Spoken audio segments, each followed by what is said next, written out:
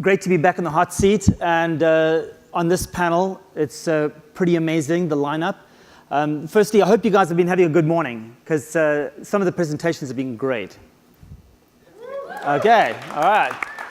So I think for me, just to be sitting here alongside these guys, I am blown away and humbled, because seriously, these dudes have got some real great cred in this space, and their minds are not just creative, but these guys know how to pull shit apart and code stuff better than anybody, I believe.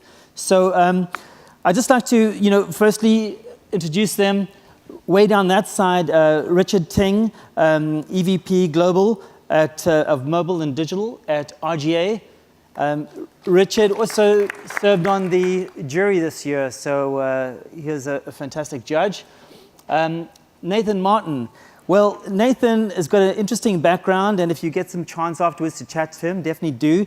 CEO and ECD of DEEPLOCAL. Nathan, welcome.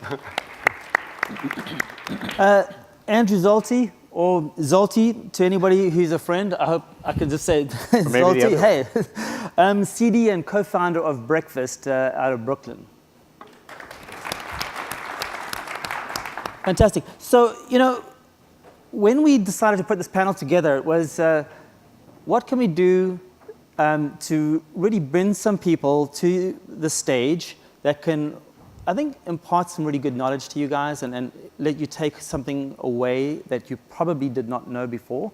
And the idea was to chat to them about the difference between just being in a digital agency or even in a traditional agency and sort of tinkering with gadgets or tech.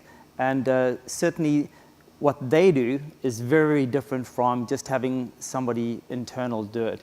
So, I'm going to throw this out at Nathan first.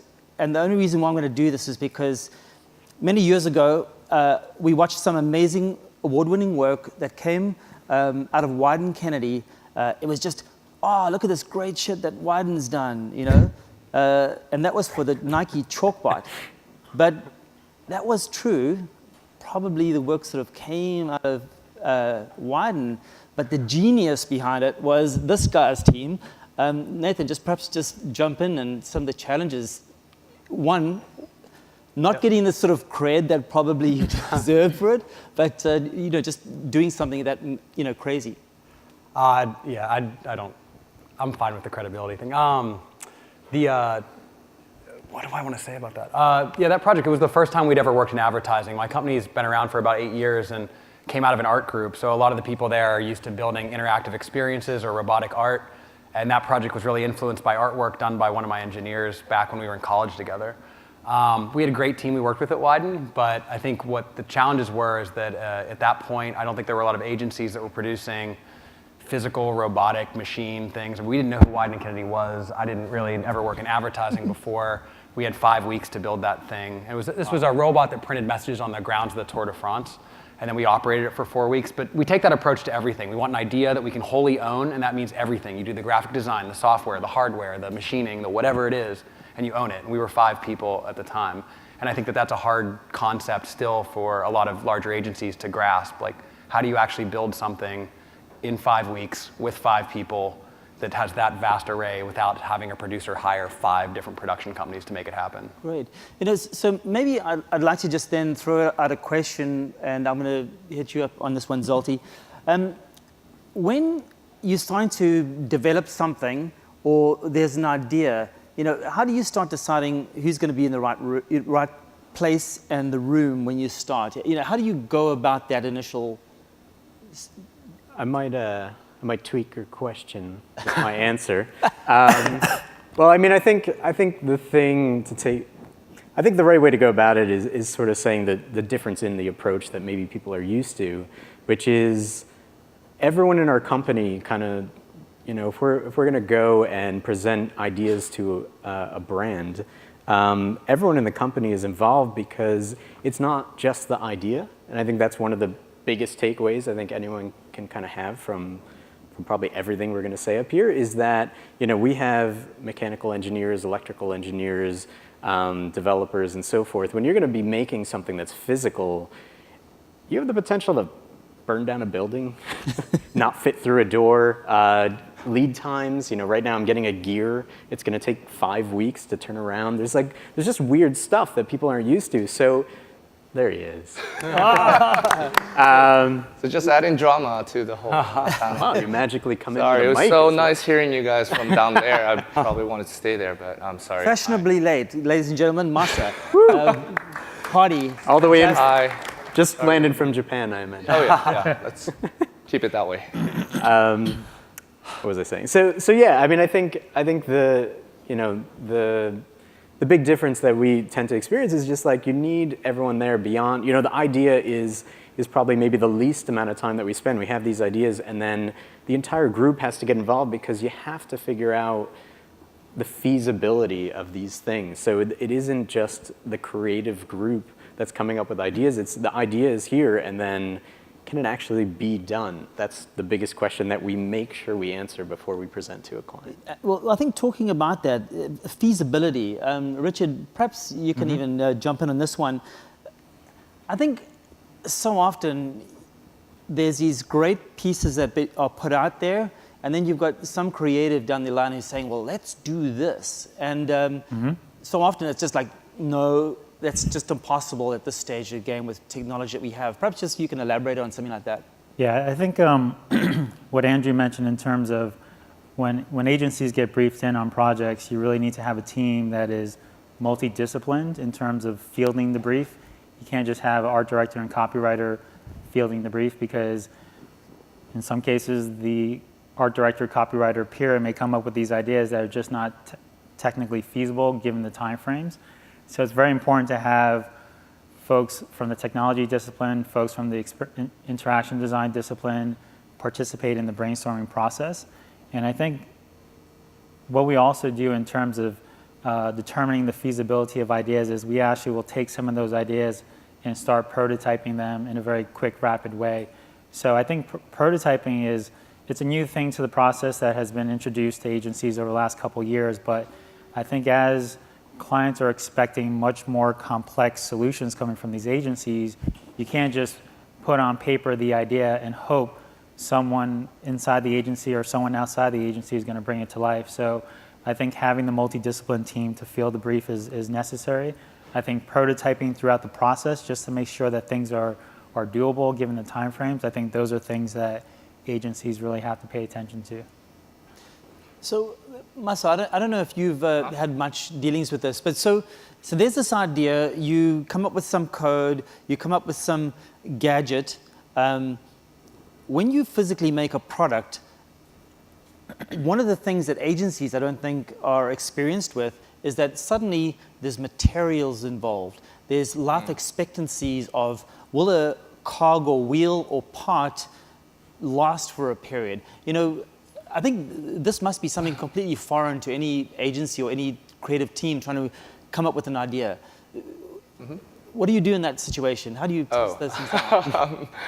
Zolty, Andrew would probably answer that better than what we do, but it's... You made it a really good sex doll. We did feasibility check, yes. We did one called the Gaga doll recently with for Lady Gaga in Tokyo, and we made it like life-size sex dolls of Gaga, which you could hug and listen to her music. Anyways. But I think you should have brought one with you. What? You should have brought one with you. I know, right? Yeah, it's quite heavy actually. You need to have a specific seat for her when you can't really put her on a cargo. It's very delicate. But I think it's when you think about it, it's actually not that different when you're doing purely on-screen stuff versus like a tangible object. It's all about the feasibility, like how you build it with the code versus how you build it with the code, and also the fabrication process is sort of how long it lasts, as an experience as well as a setting or an installation. And that part, because in our company, we don't really have pure engineers or manufacturer or fabricating professionals. We're especially in like New York, it's like only 4 of us. And I'm more in the film side, and then my partner is doing more the code side. So whenever that kind of situation happens as a team, we always try to collaborate with people that knows better than us. We're not shy of saying that, and that's, I think, one thing that's really different in companies like us. We kind of pride ourselves on being small, and the fact that we don't know. There's this Zen saying that knowing that you don't know is the strongest power that you can have. So it's not actually answering the whole tangible manufacturing process, but what we do is that we actually do make sure that there's someone that is in charge of the storytelling process, and somebody's in charge of the feasibility and technical sort of ideas. So we just call it like creative director and tech director for the sake of it. But instead of building a team of copywriters, art directors, and things like that, we just make sure those 2 people are in the same room together all the time, and so that we're all responsible in making the best idea or the best story come to life using the best technologies. And sometimes that is making tangible things. And in order to do that, again, we just kind of reach out to our partners when we do that. So that's kind of our model, and I'm sure like other places do have different processes. But So I mean, it's slightly at a different angle. And Richard, I wanted to just throw this to you because I know that you guys have been working with your incubator at RGA. And what I found interesting is just having a look at the people that are involved with that whole process is that there are clients, there's technology partners, there are venture capitalists, you name it. It's a whole cross-section. I just think it's an interesting space to be playing in. And how do you see that sort of helping RGA as an agency develop products? So for people that don't know, RGA we just finished our first accelerator class. We had 10 startups that were focused on connected devices in the class, and the startups range from companies doing hydroponic urban farming to baby monitoring to energy monitoring to smart intelligent ventilation systems. So most of the startups in this program were creating physical product. And when I say physical product, there was electrical engineering components, industrial design components, a lot of things that us as an agency were typically not accustomed to working in. I think RGA as an agency has come from a place that was very focused on creating digital software. But I think as our clients are coming to us and they're asking us to help them come up with solutions to improve their businesses, some of those solutions are starting to move more into the world of physical products. So for us as an agency to be able to work with these startups, for us to learn about the prototyping process, for us to learn about design for manufacturing, for us to learn about industrial design, for us to learn about electrical engineering, these are all things that are helping us in our core business, because we feel maybe 2 or 3 years down the line, when a client like, I'll just say like a Nike or Johnson & Johnson or any of the clients that we work with, they might come to us and they might brief us in, and they might look to us to create a solution that is not 100% pure software. So I think for us as an agency, we're evolving, and we see that things are quickly moving into this space around wearable devices, connected devices, Internet of Things. So the accelerator was very important for us because it was a learning experience, but at the same time, it was also fun to work with these startups. Great.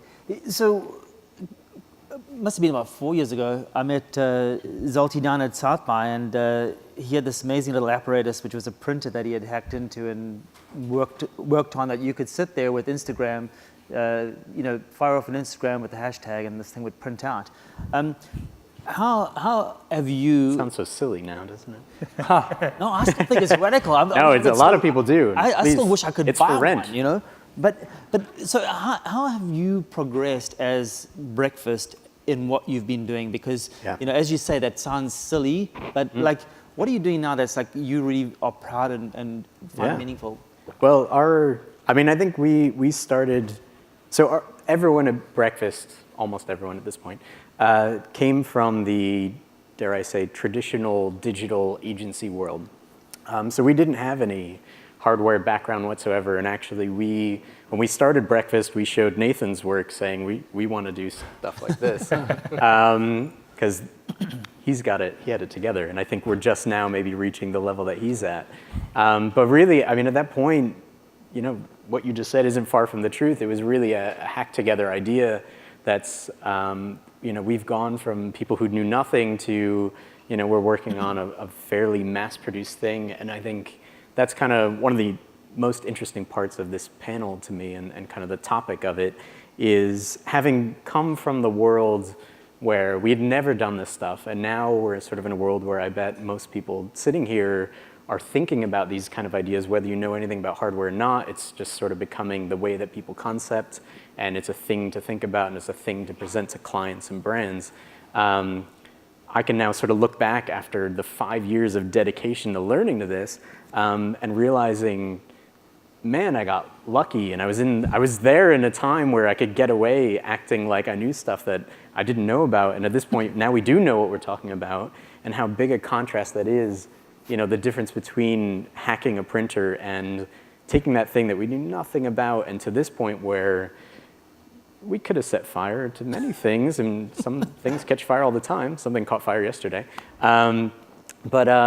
To where now we're taking that device, which has exploded and has become this global rental model, and how we're taking this thing that was hacked together literally out of a picture frame from Crate and Barrel, I think, or West Elm, and now we're sort of producing a mass-produced product that is done properly. And I think I could talk for hours on the changes that we've gone through, like puberty. That sounded weird, but I mean it's really a long process of understanding, and I really think if there's one thing that everyone can take away today, it's like really appreciating the process and the hard work, and how much larger and bigger and scarier it is to do hardware than it is to do any kind of software, print, or anything. And I say that coming from that world. It's just a mammoth undertaking that deserves respect, because it can go horribly wrong in a way where you could literally hurt someone. And Right. so it's, I'm sure you can talk for hours. Well, I was going to say what's interesting is that to me, it's that it's not even about hardware. It's that when I hear you talk right now, and knowing that you come from advertising and hearing the excitement, I'm sure people here can hear it. That willingness to try to dive into something that you didn't know what to do, but you knew you wanted to achieve an idea, I think that's the biggest risk that traditional agencies have. If they're not willing to reach out and say, we need to create a space where we try and experiment, you're going to lose talent that wants to see that happen, has other opportunities to do it. And you're going to lose the opportunity to grow that talent into reaching into new areas, whether it's physical computing, or it's machining, or it's starting a bar or a garden, or who cares. But you need to create that space for exploration, or you're not going to retain talent, and those people are going to get bored. And I think that that's what excites people. I think I come from a fine art background, and why I say that is, in art school, you're not really, at least my program was conceptual. I wasn't really trained in a particular technology. I was trained to think and then figure out how to do it. And so when I started to teach at a university, it was really hard for me to teach students who wanted to say, well, I want to learn how to make interactive art. Tell me what programming language I need to learn, and I'll learn it. Give me the book, and I'll read it. Because it wasn't about the book that you read. It was about having the goal and then figuring it out. It is very do-it-yourself, to whatever level of engineering expertise you get. Mm-hmm. So I think that that's really critical in this type of work, is you have to have that desire and passion to learn, to grow as an individual, and then you only really learn by playing. So it's, when you say, like you were talking to me earlier about doing, a next step with the skill set that you have, and we've done that same step where we say, oh, I could never make 10,000 of something, and you take the step and you make it, and you go, wow, I can. And once you demystify these things that seem so hard to figure out, you just grow as a company and as an individual, and that makes you passionate about what you do. I think that's the challenge. I mean, I have the benefit of working in advertising and being so naive about it. Like, I do not know anything. I mean, I've learned as fast as I can, but I get the benefit of stepping into it and just saying, well, no, I just want to make stuff. And then I'll take what I like from advertising, and I can leave the rest that I don't like. That ability to start over, and I think you're seeing so many new models of new companies emerging, you really get to take what you like from the past and throw out the rest. And that's a valuable thing that's hard for a lot of older agencies to do, to reinvent themselves. And with you guys, I look at a lot of work that comes out of Japan, and sometimes it's mind-boggling. You look at it and you scratch your head and you're like, yeah, what is that? It's a land of mystery, yes, even to me. It is a lot of mystery. But so there seems to be this experimentation sort of almost gene that's built into Japanese creatives that are doing that. I hope so. It's a really strange country. I mean, if you look at it from a good point of view, like it's very disconnected from everywhere else in the world. You know, we had like ninjas and we had samurais, right? That kind of tradition still there, and so we have all these weird and wacky kind of experiments. I guess the sense of experimentation is like normal there in a way. Like they just kind of like try and fail but at the same time, you know, it's very disconnected. So sometimes it just goes way wacky, and then nobody really understands it. And I see that a lot in award shows too. You know, like what is this? I think you know it's really important to have that kind of basis when you especially doing like new experiments in these kind of fields of physical digital. You know, again, it has to start from failure. You kind of have to be not afraid of doing that, and everybody kind of says that. So I don't want to go too much in that direction, but. Now, if you're talking, and this is just a general question to all four of you. So if you're talking to the agency world, and whether it be digital or traditional, or even design, what would be your sort of probably 2 or 3 step process that you would say that if you want to start getting into tinkering in the physical and digital space, these are at least some of the reality checks that you should go through before getting into it? Is that too hard? No, I would say, one, do you have the right talent inside the agency? I mean, there might be agencies that don't want to tinker within the hardware physical product world. Some agencies have people that just want to stick to above the line traditional advertising. So if you're someone inside the agency that's trying to push hardware and product, you're going to have a hard time. I think for the agencies that are moving into that space quickly, you kind of need to have buy-in at the most senior level. So if say for instance, someone wanted to create a hardware department, that department needs to be embraced and supported by senior execs. So this way the initiative gets funding, it gets support. So I think talent is one thing, having like executive support is another thing. So those would be the 2 things I would say.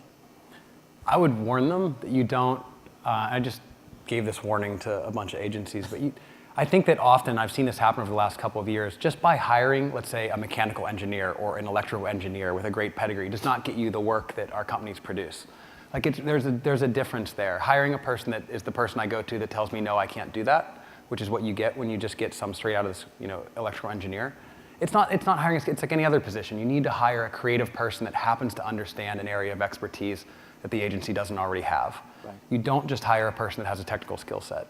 Like hiring a mechanic doesn't make me Orange County choppers. Like you have to hire someone that actually thinks. And I think that's a really hard thing when you have an HR department and a hiring practice that has never hired that talent before, because it's easy to get impressed by just, you went to CMU, you must be amazing. It's not the case.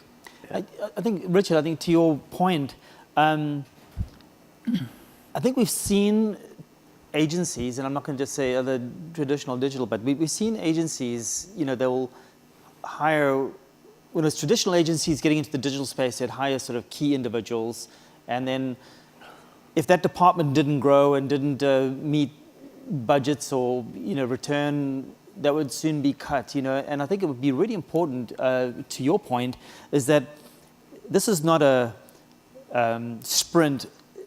Getting into this game is a marathon, and one, the agency must be at least willing to fund it for a prolonged period of time, know that there's not going to be an immediate return on it, and to start building that critical team that can actually make projects grow. Yeah, I think agencies need to have patience with this thing. They have to decide whether or not they really want to move into hardware and products, because if they are just looking at it as, hey, let's hire one person, let's do a press release around it, let's tell the world that we're getting into hardware because we hired this one electrical engineer from MIT, that's the wrong way to go about doing it. I think you have to build the staff. You have to have executive support in the way where the executive team is protecting the team, it's nurturing the team, it's actually identifying clients where you could actually sell through business to do the type of work around hardware and products. Because if you just have one engineer, it really doesn't make a difference unless you actually have business that you're winning and business that you're actually doing work for. So I think it's, I think the agencies that want to do it, they really have to take a deep look at themselves and say, hey, is this where we really want to head? I think for us, RGA as an agency, our background is digital, our background is software. We see where things are moving in terms of connected devices and wearables. So we are placing a heavy emphasis on moving into that space. It may not turn around within the next 6 months or a year in terms of us winning tons of wearable device projects, but we do believe that somewhere down the road, it's going to be a substantial portion of what we'll be doing. And it's very similar to when mobile was taking off back in 2006, 2007. So me, as someone who initiated the mobile offering at RGA, every time people ask me about wearables, I kind of tell them the mobile story, because it took mobile a few years before it actually took off. And I think the agencies that are doing it well today, they were, they dug their heels in, and they were very patient about doing this thing. So, yeah. So where do you guys see that sort of frontier? We've got the fuel band that's coming out. You've seen now these new Android devices that Samsung's, coming out. Are there other areas where you start seeing agencies being able to physically connect devices? I mean, what are you seeing? Because, I've seen very limited versions of it right now. I'm going to jump in here. I mean, I think we live in a world where anyone here can order almost the same exact components that Apple and Samsung can order. And so that's pretty interesting when you know and have the right people that can do something with that. And I think too often, I mean, the whole thing about breakfast and the ideas that we try to go after and the things we try to create are all around what happens when you don't have to write software for something that someone else made. We live in a world where almost everybody is creating software to go onto hardware that, some huge company made that could adapt to 1 billion different situations. It's very interesting to us with the idea that what happens when you can build the hardware and the software from scratch to be completely appropriate to the space. And all of the components are out there. You just need a very, very interesting, multi-talented crew that can actually put something together and craft something, especially in the world that we all lived in, that can kind of do it quickly. Yeah. But it sort of opens up a whole different way of thinking when you say, all right, we have this idea to put into this space, which is this kind of lofty space. A touchscreen might not be the best solution. What if we can build something that just blends in perfectly to the atmosphere? And you can do that. You can build a computer out of a block of cement if you want, if you have the right people and know how to do it. And I think it's just it's a challenge really to the world of just like, we don't have to keep making software that goes onto something that was mass produced. Right. Nathan, you're going to jump in something. Well, I was going to say that I think that's the thing I've been talking about for a couple of years that I think the real opportunity is with larger companies that have a really strict division between product side and marketing side. I'm starting to see more of a collapse between those, where marketing has become, for a lot of our brand clients, we're not doing marketing specifically for them. We're actually you're not speaking to the marketing director. Sometimes we are, but sometimes the marketing director it's easier for the marketing director to build evolutions of products without using the engineers that actually built the product themselves. Yeah. If you can be a creative force for change within an organization, you can build the inspirational idea and then show that to the engineering team or the product side of a company. You can actually drive product innovation. So marketing can drive product, as opposed to historically, which is marketing kind of asks, do I have some time with the engineer? Can I get this guy, this woman? That's that's a failure, I think, and it's sort of evolved into that pattern. But I think the real opportunity for marketing is saying, and the real value for people like us is that we are architects. We can look at a whole bunch of different things in the world or with a business and figure out how we can combine them. It might be through marketing or through a product they have or through whatever. It doesn't quite matter. But seeing that story that you want to tell across media, I think that's the opportunity of a creative team, whatever you want to call it, R&D, coming into a company and kind of like thinking from an outsider perspective.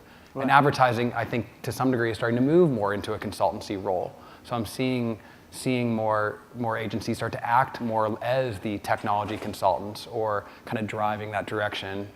I don't know. I think there's opportunity there, a real opportunity. Right. I mean, if I were to add to that, I think it's also in the way we kind of, sell what we do.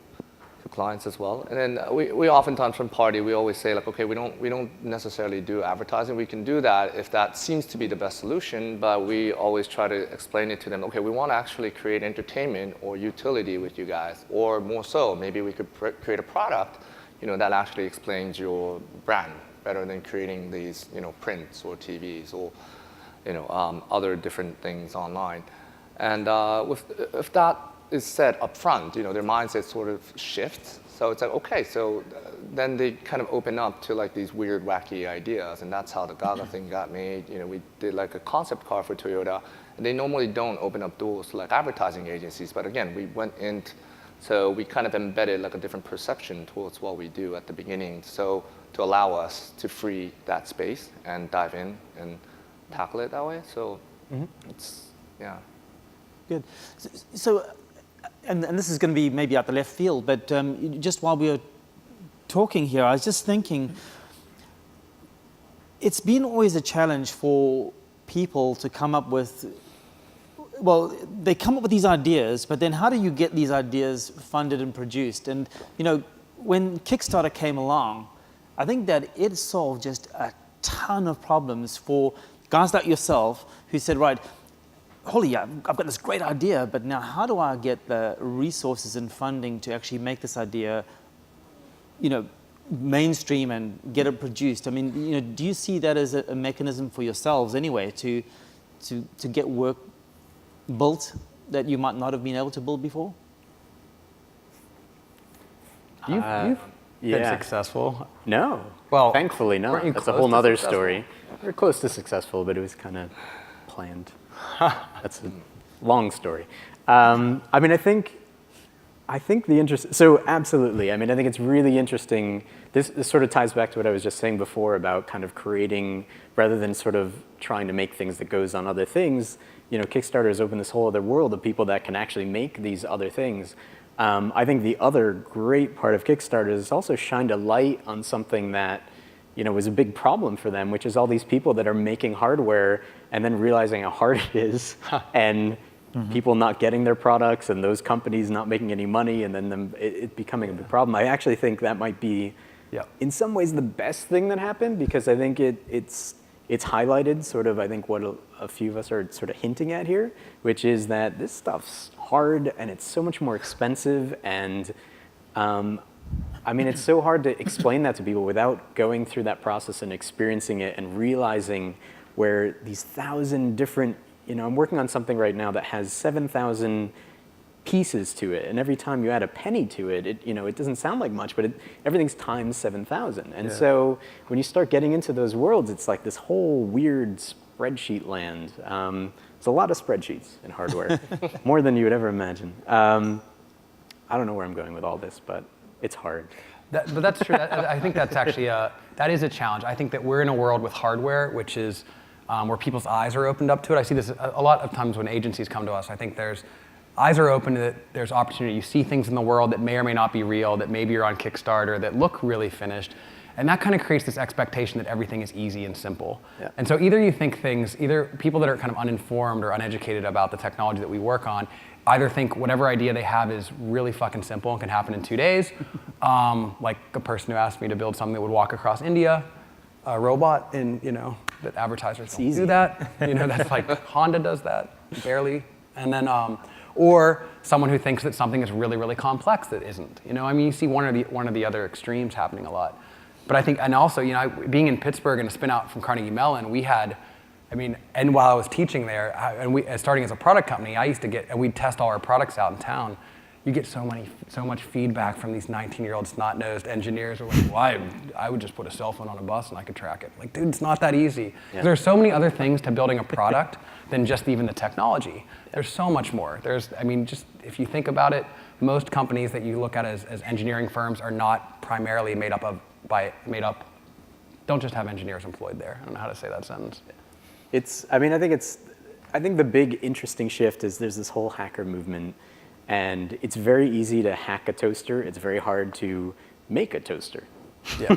The toaster's not that complex, but like if you're going to mass produce it or something of that sort, it's a very different way of thinking. It's a very different world. So the one-offs are like, you know, that's easy. Because I know, I saw the one-off printer, like, holy shit, this is cool, man. We should have one of these everywhere. But then, like, you know, to put that into production is another challenge. There are lots of tools these days available to a lot of consumers around prototyping. So the MakerBot's out there, Arduino boards are out there, but there's a very big difference in terms of just using those tools to prototype a quick concept versus actually taking that concept and bringing it to a product. Right. So I think, you know, what's happening on Kickstarter is that you have a lot of these creatives that are prototyping these great ideas. They're putting together these fantastic videos that are selling the concepts, but when they actually get sold through, it's really hard to take whatever you just prototyped in an Arduino board and, you know, miniaturize it, get the industrial design done, get the DFM done, and then figuring out a way to manufacture that thing. And the thing is that that's a whole new set of skills that agencies have to figure out if they want to play in that game. It's something that we're learning on the fly as we go. I think, you know, creating hardware prototypes, a lot of people could do that today. I would say it's pretty simple, but taking that next leap forward where you're actually developing product that could be sold at a mass level, very, very difficult. Great.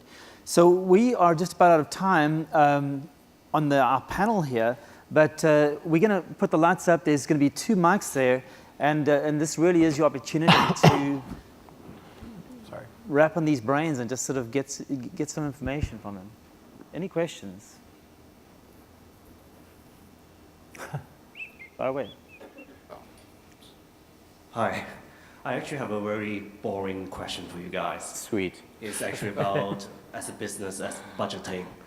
Seems like your solutions is coming out from the left field. You even don't know, like Masa, you say, they might want an ad, but at the end, you want to sell them an entertainment solutions.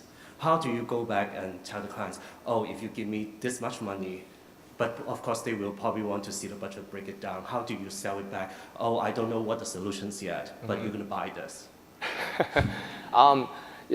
First of all, we are so bad with money. So much, that's why we're so small. But it's always hard, it's a realization when you start a company or when you start a lab or a studio, you know, that's always the first issue that you come up to. But you know, the way we do it is that we're kind of really dissecting how we do it, but we have like a base kind of cost that we put out there for the ideation, and we always go in with like the cost breakdown for a certain project. So like we have sort of like, okay, this is what happens if you could give us like the 300K, or this is what happens when you could give us like the 500K. And you know, let them sort of decide through discussion. And then, you know, so for the R&D and the ideation is a separate kind of minimal cost.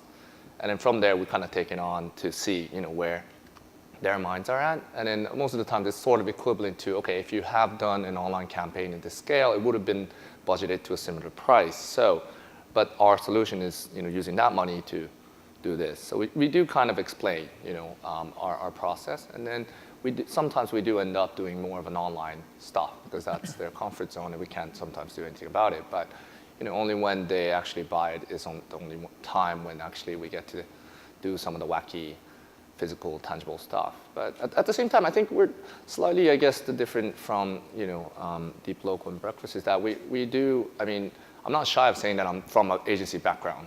So I don't pretend like I could do all these crazy stuff. And we don't have like a big, you know, soldering station and like, you know, 3D printers yet in New York. But it's more about like the importance and what they want to communicate. So sometimes I feel like the advertising, you know, the TV commercials could work better and more efficiently if that's their goal, you know, and if that's the target audience. So it's not necessarily about always doing the latest, coolest, craziest, you know, physical installation. If they don't need that, we're happy to kind of, you know, bounce between the traditional stuff. So I guess that's kind of like our specialty. So in our menu, we have that as well. And then, okay, this is kind of answering what you said. This is what we want to do. And then have them sort of, you know, or decide together with client. It has to be a collaborative process with them in order to make something happen like that. Yeah, so. any other questions there? Yeah. Hey, So there's this whole existing pipeline and area of expertise and economy around product design, right, that we've had for maybe 100 years or so.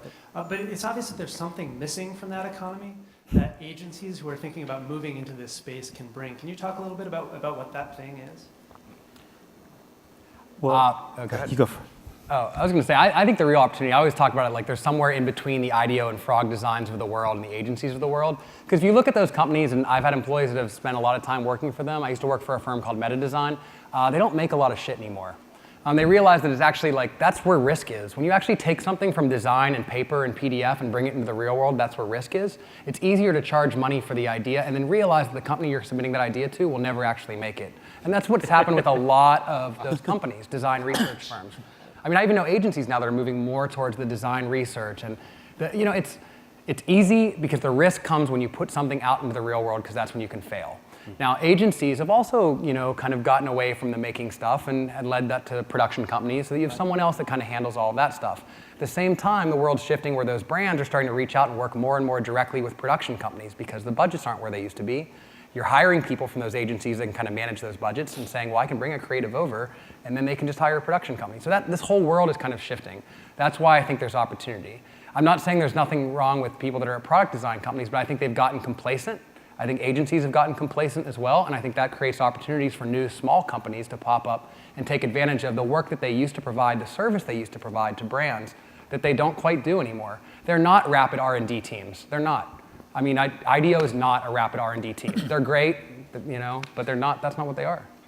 Yeah, I mean, I think just to jump on the back of that, I think there is this huge opportunity where, kind of coming back to many different things that you said, in the sense of, agencies have this opportunity to bring, since they're kind of on this different track than what the product is actually on, in contradiction a little bit to what I was saying before, the fact that you can build one of something very easily, but you can't build a lot of it very easily, means that as an agency, you can potentially produce one thing that is almost a product and put it out in the world and kind of do it purposefully that way. I think there's this huge opportunity to just say, what do you think of this thing? We did only make one of it, and get this sort of reaction. It's almost like a Kickstarter world of customer reaction from an agency where like you can kind of just have fun, and if you can figure it out how it might play obviously into the bigger story of the brand and the company. I think GE does a lot of this in the sense of teaming up with small companies and trying to bring an idea or product or put money behind kind of a small company and see what comes out of it. I think there is this opportunity to play in that one-off world, which is actually great, and then see, is it worth putting money behind? I think comparing it to the Kickstarter of advertising isn't that crazy. But there's also another point to make about product design and R&D is that the amount of money that a major corporation spends on R&D before they put a product, the amount of time you spend on a car before you put it into the real world is huge, immense. You burn tons of dollars before you say, okay, it's ready for release. In marketing, it is the inverse. It is a race to launch whatever it is, get it done as fast as possible. Oh, wow. And so it's really hard to say products are going to come out of marketing because now you have a fundamentally different approach to testing, to usability, to everything. And I think with hardware, that's fundamentally hard. Toyota's marketing team might have a campaign and launch something in 6 months. Toyota's product team is going to wait 4 years, 5 years. And it's the same company, So it's a challenge to say, well, now marketing is going to produce products. And I think that that's the real big shift, is that there also isn't the understanding the amount of money that you actually spend on R&D is huge. That's how Frog Design and IDEO and Method got very, very big. There is a lot of money spent in R&D without delivering something. So you want, those companies built themselves on that. I think one last question. Any questions?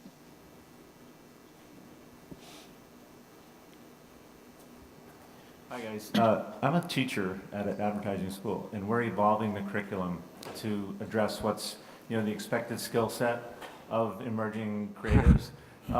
What can you say about, to your earlier point, one of you made, know what you don't know, or knowing that you don't know is a power.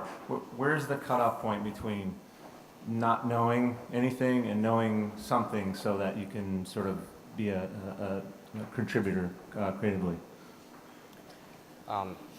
Maybe I answer.